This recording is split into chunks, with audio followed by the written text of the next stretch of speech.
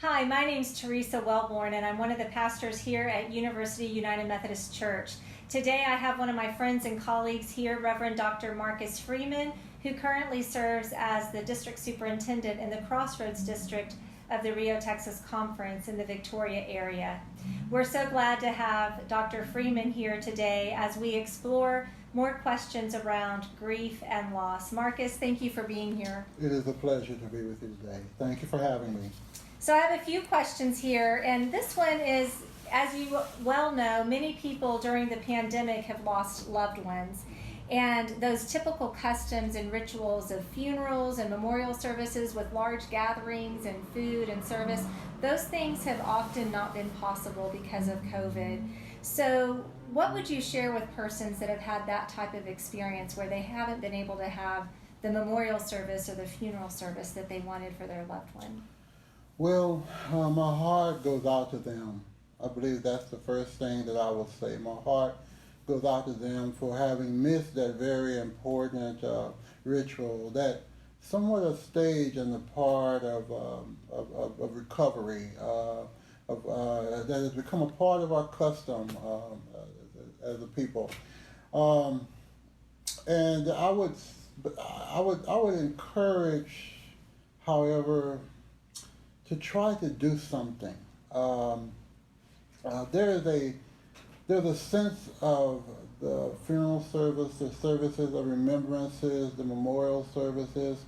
They offer a sense, not only, well, the closure is not the best word, but they do help us to name and accept that our loved ones have passed and gone, but at the same time, they also help us to celebrate that our loved ones have lived and celebrate their accomplishments and their achievements. And so something, do something, I would say.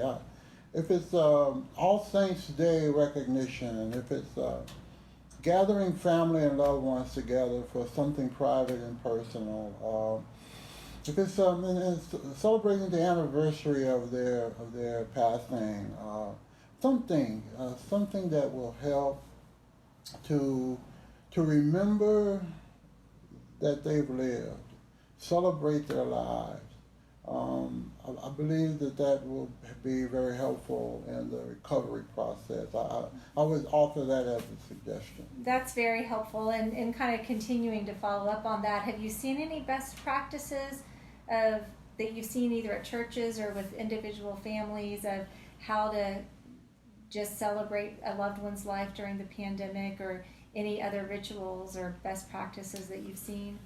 Well, something that's happened with my family that I did not expect is that there has been one of my cousins. My mother is from a family of 7 children, and so the children of her sisters and brothers, we are all of us have come together and looked at, gathered some of the photos and memories from their lives, and we're starting to learn more about them and their younger lives. I see seen some pictures of my mother. She was like 17 and younger, and then so just sort of remembering photos and putting together memories of their lives. That's been very helpful.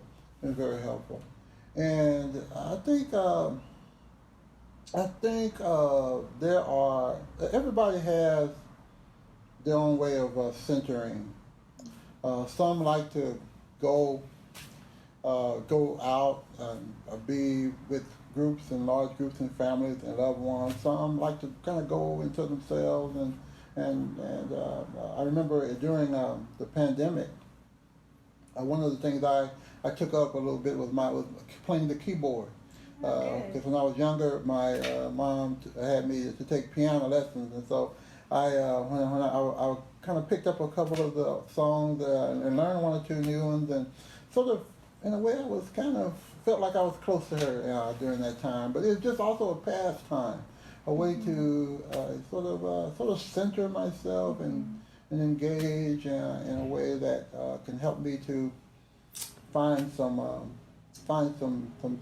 structure, you know, Yeah, some that's sanity. beautiful. Yeah, yeah. And I appreciate what you said, that there's no like one size fits all. That kind of to know Yeah. yourself. Some people need the larger type of remembering and to be around people, or even have a big Zoom call with everybody sharing stories. But other people might need something that's a little more private, and to craft something that feeds you in that way. That's beautiful.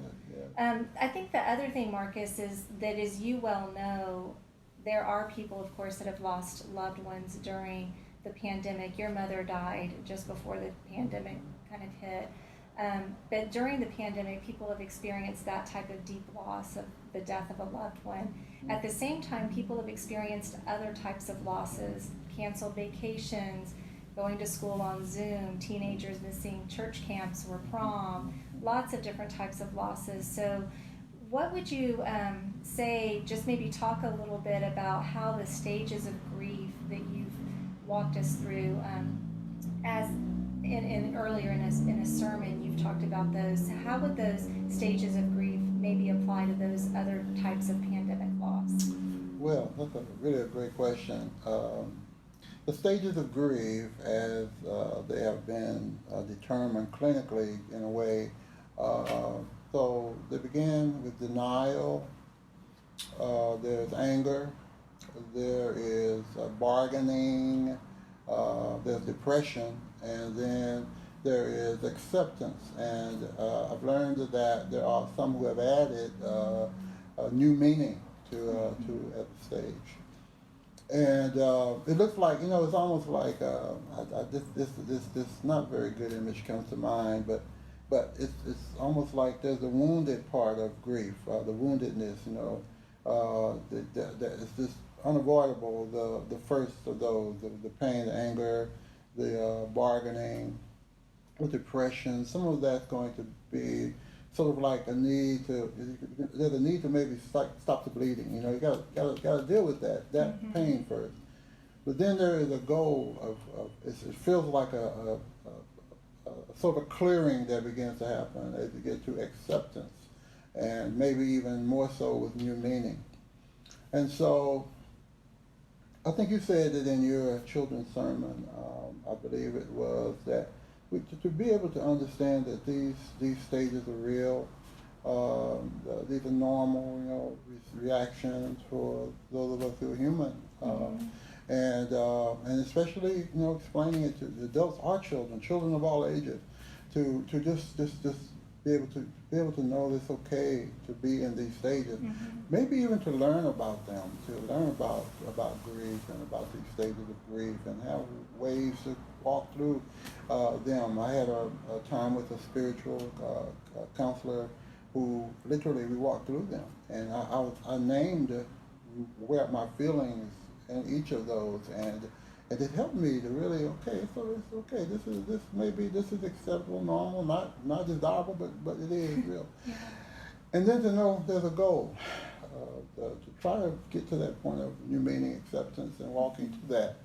And I remembering my children when they were young. You know, there were always those places they couldn't go. You know, maybe we couldn't make it to Six Flags one year for whatever reason.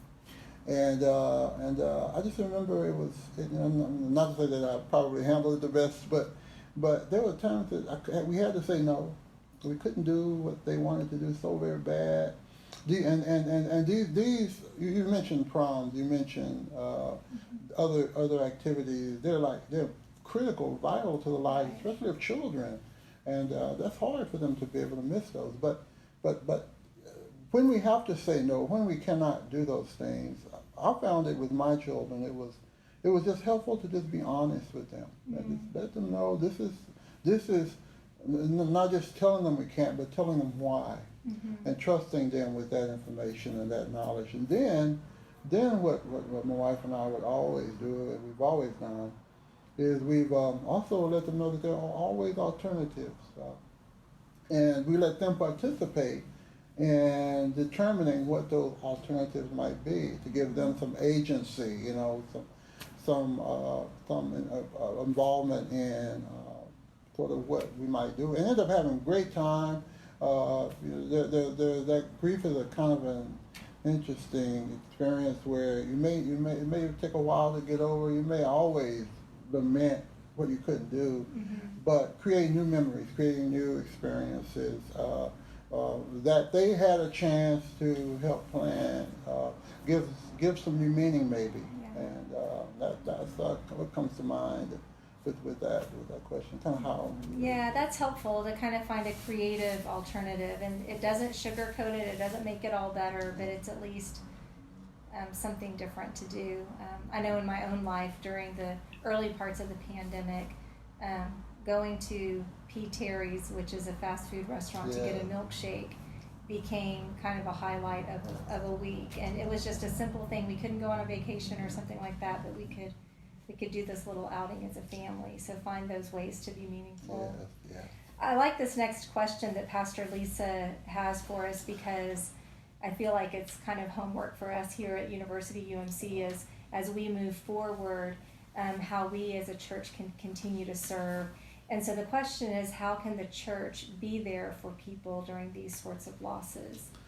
Talk a little bit about that. Well, one of the things that is very obvious to me, and that is the amazing ministry that you have at your church already. The Open Door Ministry, right? Right. There's a ministry where you support new businesses, I believe. Yeah, the micro-lending. Yeah, right. we have heard know about that. And if you think about grief and losing and loss, and you go beyond, and sometimes it includes death, but sometimes it goes beyond death. We can experience loss in a way that puts us in a different position financially. It can change the quality of our lives, and we suddenly have needs that we did not have before. So those ministries that you offer are significant. Maybe just a bridge over some troubled water for someone, just over a period of time. Really would lift up those ministries that you already have, and ways that maybe you never know how they give hope and sustenance and sustain lives. And then the focus that you're giving now on grief and grieving. One of the things that the church has to offer the world that is unique and special is the opportunity to engage the matters of our human mortality. We have, it's a part of our language, our DNA, our theology, to talk about life and death. We stand at the threshold of life and death in many ways, and we have the opportunity to convene these conversations, to engage these subjects, and even offer insight, that is spiritual insight that can be life-giving. And so what you're doing with this focus and emphasis on grieving in the midst of this, coming out of the pandemic, it's just amazing. Giving people an opportunity to talk about grief is another important thing. Talk about their feelings and their what loss is meaning to them. There was a podcast I listened to that talked about how people who are even dying, or people when death is imminent, their fears about how will my loved ones be when they're gone, when death happens. What will the future? What will happen? What will happen when to us now? What will be how will we go on with life? And sometimes just to be able to express that, to have a place where we can talk about it, because it is not it's not a subject that is easy to talk about. So offering those opportunities to convene, to come together, to bring people together around those kinds of, that subject matter is another great opportunity that a church such as this can offer. I'm thinking that this is an idea. Well, yeah, that's a word of challenge. I feel that You've talked about before how we live in a society that for the most part is kind of has a death denying culture. And Yeah. so for the church to kind of stand in a different place in the midst of our death denying culture and say, we know that death is real, and it's not the final thing as people of faith, but instead of denying it, we're going to talk about it, and that's the role of the church today. Yeah. That's powerful. Yeah. Continuing to talk about kind of the God component in our faith, as you can imagine, many people experience grief and then begin to experience a disconnection from God, or as if their faith is floundering. So when people are going through those things on top of their grief, how do you encourage people to lean on their faith and on God's presence when they feel so empty and just kind of depleted of faith? Yeah, that's so hard. That's so hard. I know so many are struggling, and kind of takes me back to the period of time when my father died, and I was a young man of 19 and 20, and I was already at the age where I was trying to explore, my what life was about. College, I was in college, and there some vulnerable years spiritually for me, and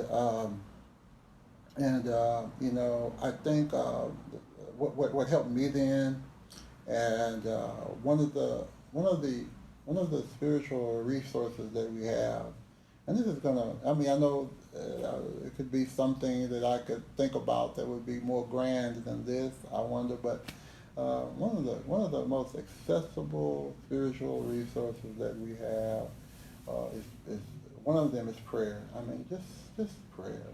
Just you don't have to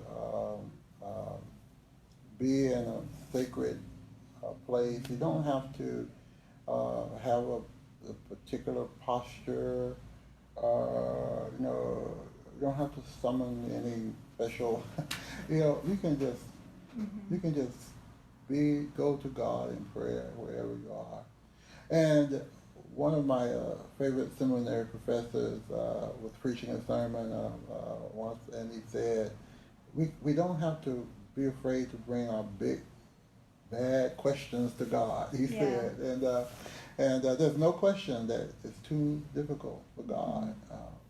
When I was banging on the walls in my father's office when he died, and I was screaming and angry at God for taking him so soon in my life. How selfish of me, of course, to do. But lightning didn't strike. Right. So far so good, and I was able to get through that. And it took in time with God, developing a prayer life, falling back on some of the beliefs of my faith from a child. They came back to me, and trusting them, moving out and going to church a little bit more, and I think giving God some time to reveal wisdom and truth through the Holy Spirit with us, and to give God the Holy Spirit a chance to teach us what we might need to know about God's love and God's presence, and then I think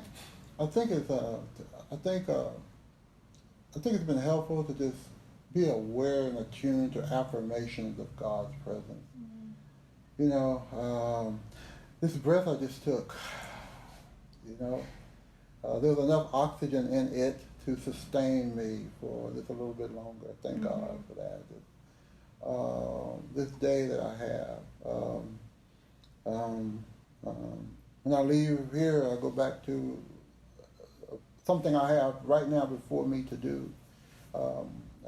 That God has given me and working with me and allowing me to exist to do, to accomplish, achieve.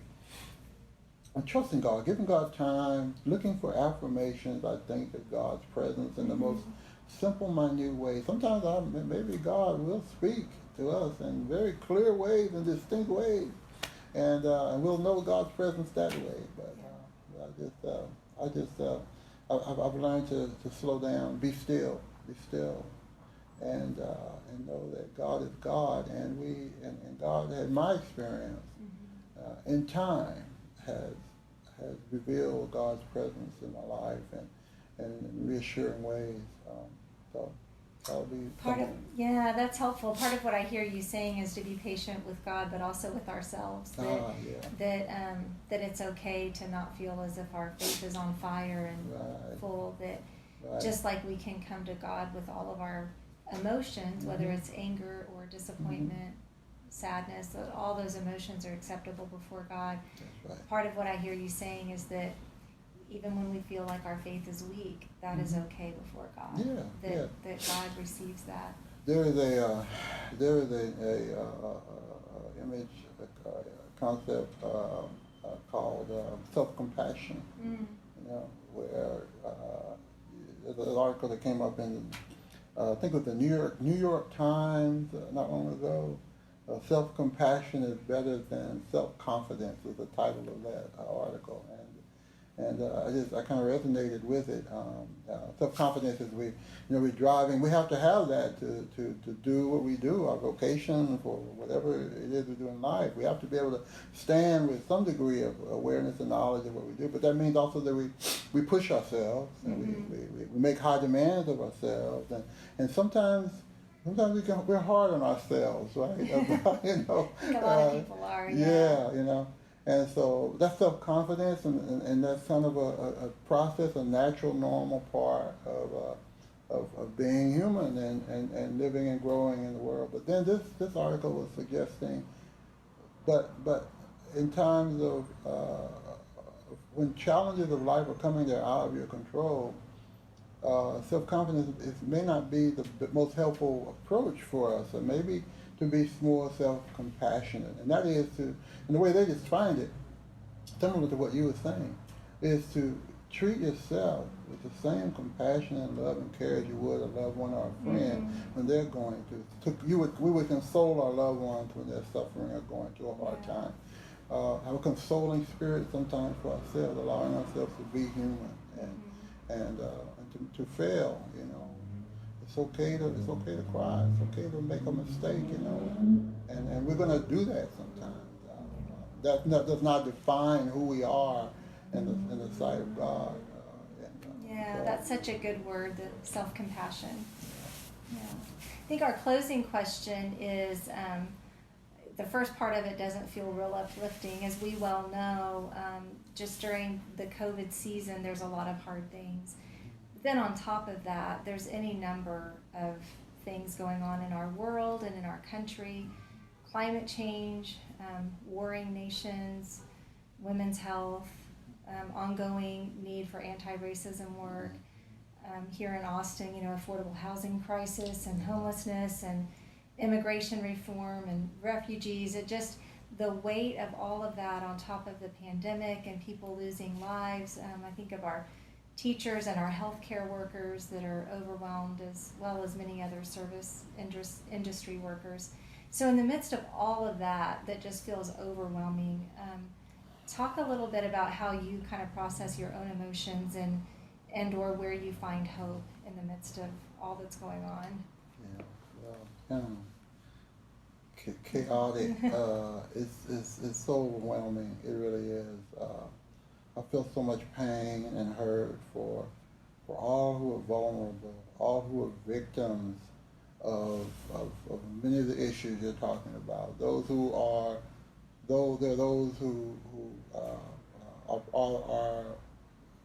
powerless. There's some with the power to cause harm to others, and those who are too vulnerable to that. And that's what comes to my mind. I worry about those, and then I think about myself, and my family, and I think about all of us, and whoever of the categories you mentioned, those who have to sort of suffer because of these events that are happening. I mean, I can frame that in many ways. That's where my heart goes, and a lot of the pain is caused by people with power, and I worry about the level of responsibility of how they're using that power. That's a whole nother concern and issue. But yes, but the pain of that is hard. There is no easy way to deal with it. One of the things for me personally is just I guess try to keep my head down. I try to do everything right. I'm definitely vaccinated. I wear my mask right. Yeah. You know, and I try to do all the right things. You know, surely try to follow the rules and everything, and try to and try to you know. Uh, have a frame of mind that's positive as much as I can, a positive outlook. Um, I try to teach my daughters, you know, I try to be sure that I keep before them concepts and an example that will help them. Because being a parent of young adult African American children right now, you worry about that, Yeah. you're concerned about that. These are my daughters are young women, and on all of the rules and laws that are coming along now that are impacting, and you know, and there's just so much. I just walk with them, and I try to create a lot of conversations with them, and really I'm concerned about them in the midst of this. Um, I was just speaking with Pastor Nancy Mossman outside. I believe it was she. No, I believe it was she or one of your pastors on the staff. I believe, or maybe it was a member of the church. I don't know. I didn't even know. I didn't remember. I'm sorry. It was in the greeting after worship, and anyway, she mentioned that story about the starfish and the little boy. I think the story goes. I'm going to mess this up probably, but he was throwing a starfish out, and he was asked what he was doing. He said, "I'm saving the starfish. No, there's so many. How you gonna get all of them?" He said, "Well, and you just how you gonna get all of them? And well, I can't get them all, but I sure helped that one, the one that he threw back out into the water." And anyway, I did mess that story up, didn't I? But the ideal of what can we do in our world, and some of us have the ability to have influence on a broad scale. We have opportunities or platforms where we can serve. Some of us have a scale within our maybe our community, maybe our neighborhood, our family, maybe our congregation. Whatever we can do to relieve the pain, whatever God lays on our heart to help restore the justice that has been the rights that have been wronged, to just try to make a difference in a positive way. And so I walk around, I drive down the road. I'm going to make sure that I'm going to let the person in the lane in front of me. I'm not going to yell and scream at them. If they kind of run in front of me, I'm not going to get mad. I'm going to try to speak if I can to someone. If I see them in the store, a stranger in the store, if they speak, whether they speak or not back, I'm going to try to smile when I can. I'm going to try to be a presence that's positive wherever I can and am. And just kind of move on with faith. I think my faith is very important right now. Really, really believe and trust God is with us in a special way during a time of suffering. And I go to the scripture, the passage that talks about all of the things that are going to happen that are sort of prophesied to happen. There'll be wars and rumors and wars. That passage, But they who endure to the end, will be saved. And so to keep the faith and just to keep try to keep a positive spirit. Just keep believing in good, believing that good stands for something good, means something. The God we serve is a good God, a loving God, a forgiving God, a caring God, and anything that any way that I can be caring, loving, and forgiving in honor of God, in serving God. I want to try to do that.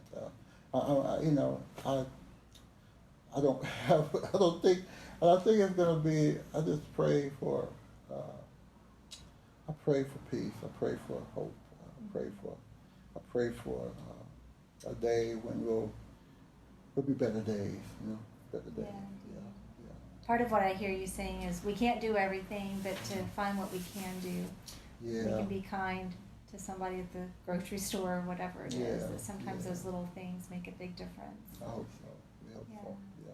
Marcus, thank you so much for being with us today. Is there any kind of closing word or blessing you'd want to share?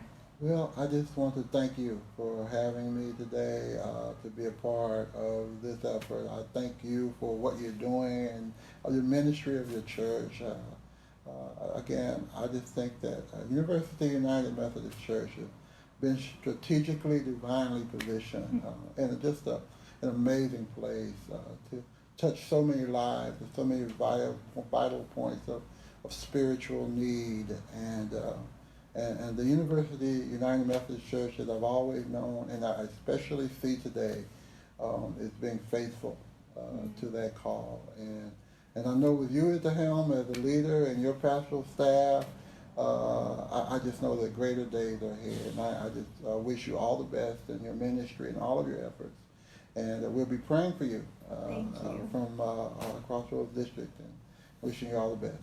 I appreciate that so much and grateful for your sharing and for your ministry, Marcus. Thank you. And I'm going to share with all of our friends that are listening in and being with us today. I don't know exactly what all you're carrying, but we want you to know that here at University United Methodist Church, your staff, your pastoral staff, Pastor Heather, Pastor Lisa, and I, we are all here, and just a phone call or an email away if you want to reach out and just need somebody to listen to you or pray with you. We want to be here for you. As Marcus reminded us at another time when he preached with us here at University UMC, he reminded us of that passage from Scripture.